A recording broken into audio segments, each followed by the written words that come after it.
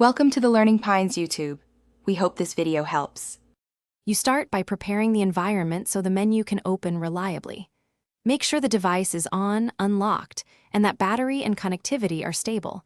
Then select your input method, keyboard, mouse, or touch. Once done, close background dialogues and overlays that intercept input so clicks register. Now approach the target area, hover or tap the menu icon, or press the dedicated key. This initial sequence reduces false starts and ensures the interface will accept the next command. You activate menu mode by using the appropriate control for your system. If you have a visible menu icon, click or tap it firmly.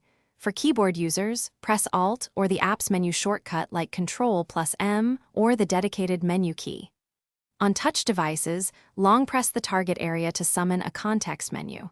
While the menu animates open, keep interaction steady, don't tap other controls, and watch for focus highlighting so you know the menu is active and ready for selection. You complete the task by navigating the menu and choosing the desired option. Use arrow keys or cursor to move, then press Enter or tap to confirm. For nested menus, expand sections before selecting. If the menu fails to open, try the same input again, close and reopen the app, or switch input method.